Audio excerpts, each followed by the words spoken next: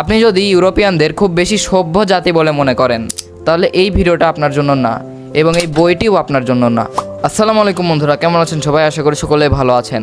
তো বন্ধুরা, গালিভারের গল্প পড়েনি এমন মানুষ খুবই কমই পাওয়া যাবে। ওই যে লিলিপুটদের দেশে একজন মানুষ চলে যায় এবং সেখানে 2 ইঞ্চি সমপরিমাণ মানুষ থাকে, কিন্তু 2 ইঞ্চি হওয়া সত্ত্বেও গালিভারকে বিশাল দড়ি দিয়ে বেঁধে ফেলে। সেই কাহিনীটাই তো বন্ধুরা, যে বইটি নিয়ে কথা বলবো সেটা হচ্ছে গালিভারস ট্রাভেল। তো বন্ধুরা, বইটা অনুবাদ করেছে লুৎফুল কায়সার এবং লিখেছে জোনাথন সুইফট, এবং প্রকাশ করেছে বেনজিন প্রকাশনী। এবং লুৎফুল কায়সার ভাইকে এই জন্য অনেক ধন্যবাদ যে তিনি এত সুন্দর একটি বই বাংলা ভাষায় পূর্ণাঙ্গ অনুবাদ আমাদের উপহার দিয়েছেন। তো বন্ধুরা, চলুন এই বইটি নিয়ে আলোচনা করা যাক। বন্ধুরা, গল্পের নায়ক গ্যালিভার যে একটি জাহাজের ডাক্তার, এবং তার দুর্ভাগ্য সে যে জাহাজে ওঠে সেই জাহাজ ঝড়ের কবলে পড়ে সেই জাহাজ ডুবি হয়ে সবাই হারিয়ে যায়। কিন্তু গালিভার প্রত্যেকটি দুর্ঘটনার পরে সে ভাসতে ভাসতে একটি দ্বীপে গিয়ে পৌঁছায়। তো প্রথমে যে সে একটি দ্বীপে গিয়ে পৌঁছায় সেটা একটা অচেনা দেশ। সেখানকার মানুষ সবাই লিলিপুট, এবং সেটা হচ্ছে একটা লিলিপুট রাজ্য। তো সেখানকার মানুষের সাইজ খুবই কম, 2 থেকে 3 ইঞ্চি, এর থেকে একটু বড় কিংবা ছোট। তো তারা গালিভারকে অচেতন অবস্থায় পায় এবং দড়ি দিয়ে বেঁধে ফেলে। তো বন্ধুরা, এরপরে গালিভারকে তারা বন্দি করে রাখে। সেখানকার রাজা আসে এবং রাজ্যের মানুষ ভিড় করতে থাকে গালিভারকে দেখার জন্য।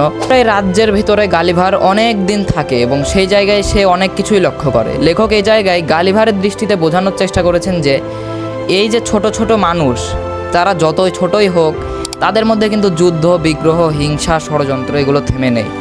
এদের মধ্যে হিংসা আছে। এরা এক রাজ্যের সাথে আরেক রাজ্য যুদ্ধ করে, এবং যুদ্ধের কারণ এতটাই তুচ্ছ যে আপনারা ডিম কোন দিক দিয়ে ভাঙবেন, উপর নিচ নাকি পাশাপাশি করে ভাঙবে, এই ছোট ব্যাপারটা নিয়ে তারা যুদ্ধে লিপ্ত হয়। তো লেখক এগুলোর মাধ্যমে বোঝানোর চেষ্টা করেছেন যে আমরাও কিন্তু বাস্তব জীবনে এরকম অনেক ছোট ছোট ব্যাপার নিয়ে প্রায়শই বড় কোনো হুলস্থুলুস সৃষ্টি করি এবং যুদ্ধে লিপ্ত হয়ে যাই। তো বন্ধুরা, আমরা সবাই জানি যে গালিভার একটা দেশে ভ্রমণ করেছিলেন, সেটা হচ্ছে লিলিপুট রাজ্যে। কিন্তু গালিভার একটি দেশে নয়, বরং 4টি দেশে ভ্রমণ করেছিলেন। দ্বিতীয় যে রাজ্যটিতে গালিভার গিয়েছিল সেটার নাম হচ্ছে ব্রবডিংনাগ, এবং সেখানে গালিভার নিজেই লিলিপুট এবং বাকি সবাই দৈত্য। সেখানকার রাজাকে গালিভার ইউরোপের রাজনীতি, যুদ্ধ, ক্ষমতার লোভ সব কিছুই শোনান। এই জায়গাতেই লেখক ইউরোপের নষ্ট রাজনীতি, লোভ, হিংসা সব কিছু ব্যঙ্গাত্মকভাবে তুলে ধরেছেন। আমার মূলত এই দেশের কাহিনীটাই বেশি ভালো লেগেছে। তৃতীয় ভ্রমণ গালিভার যেখানে করেন সেটা হচ্ছে লাপুটা। এই লাপুটা রাজ্যের সবাই গ্যালিভারের সমান। অবশেষে গালিভারের সমান একটা রাজ্য পাওয়া গেল। কিন্তু এই রাজ্যের মানুষ জ্ঞান, বিজ্ঞান, গণিত এগুলো নিয়ে এতই মগ্ন যে তারা বাস্তব জীবনের কোনো সমস্যার সমাধান করতে পারে না, এবং এত উদ্ভট চিন্তা করে যেগুলো আসলে বাস্তব জীবনে সম্ভবই না। যেমন তাদের জ্ঞান বিজ্ঞান থেকে তারা কিছু তত্ত্ব আবিষ্কার করেছে যে তারা মাকড়সাকে বিভিন্ন রং বেরঙের খাবার খাওয়াচ্ছে যাতে মাকড়সার রঙিন সুতা দিতে পারে। আমরা অনেক সময় জ্ঞান বিজ্ঞান নিয়ে এতটাই মগ্ন হয়ে উঠি যে বাস্তব জীবনের কোনো সমস্যা আমরা সমাধান করতে পারি না। লেখক যে জিনিসটা বুঝিয়েছেন যে তাত্ত্বিক জ্ঞানের পাশাপাশি আমাদের বাস্তব জীবনের জ্ঞানও প্রয়োজন। সবচেয়ে বড় ধাক্কাটা আসে চতুর্থ রাজ্যে, যেখানে গালিভার পৌঁছায় হুইনহোমদের দেশে। এখানে শাসকরা হলো পরম নীতিবান ঘোড়া, যে দেশে মানুষের মতো দেহের কিছু নোংরা, লোভী এবং বর্বর প্রাণী বাস করে, যাদের নাম ইয়াহু।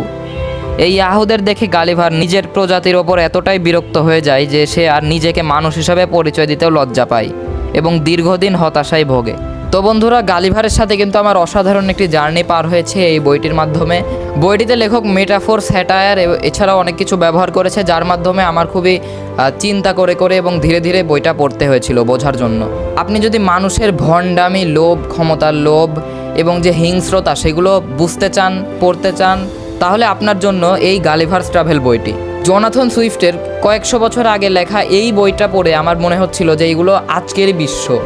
সেই কালে ইউরোপের অধিকাংশ লেখকেরাই তারা এই হোয়াইট সুপ্রিমেসি, ইউরোপীয় জাতির শ্রেষ্ঠত্ব এগুলো নিয়ে প্রচুর পরিমাণে লেখালেখি করতো এবং মানুষকে বোঝানোর চেষ্টা করতো যে সাদারাই শ্রেষ্ঠ, ইউরোপিয়ানরাই শ্রেষ্ঠ, এরকম কথা। কিন্তু জোনাথন সুইফট এই গালিভারস ট্রাভেল বইয়ে পুরো মানবজাতি, ইউরোপের নয়, পুরো মানবজাতির শ্রেষ্ঠত্ব নিয়ে প্রশ্ন তুলেছে। তিনি মানবজাতির ভণ্ডামি, লোভ, হিংস্রতা, যুদ্ধবাজ এবং ক্ষমতার লোভ, এই যত আমাদের খারাপ গুণগুলো রয়েছে এবং অন্যান্য প্রাণীর তুলনায় আমাদের সাথে তুলনা করা হয়েছে। তো বন্ধুরা, এবার আসি অনুবাদ নিয়ে। অনুবাদক লুৎফুল কায়সার ভাই তিনি এই যে জোনাথন সুইফটের যে ভাষা তিনি এমনভাবে বাংলা ভাষায় তুলে ধরেছেন এবং বাঙালিদের উপযোগী করে তুলেছেন, এর মাধ্যমে কিন্তু জোনাথন সুইফটের প্রত্যেকটা গভীর চিন্তাভাবনা এবং মেটাফর স্যাটার সব কিছু খুবই উপযোগী করে তুলেছেন এবং আমি খুবই ভালোভাবে এই বইটা বুঝতে পেরেছি। প্রোডাকশন কিন্তু বন্ধুরা বইটির প্রচ্ছদটা অনেক আকর্ষণীয়। এজ দেখতে পাচ্ছেন, গোল্ডেন এজ, এবং বইটা হচ্ছে এই যে এটার নিচে কিন্তু অনেক সুন্দর একটা পুরাতন যুগের একটা প্রচ্ছদ রয়েছে। তো বন্ধুরা সব মিলে প্রোডাকশন, কাহিনী, অনুবাদ সব কিছু মিলে আমি রেটিং দেবো এই বইটাকে 10-এর মধ্যে 9। তো বন্ধুরা আপনাদের এই বইটা আমি সাজেস্ট করছি, কিন্তু প্রথমে আমি বলে দিয়েছি যারা ইউরোপকে একটি সভ্য জাতি মনে করেন তাদের জন্য এই বইটা না। তো থ্যাঙ্কস ফর ওয়াচিং।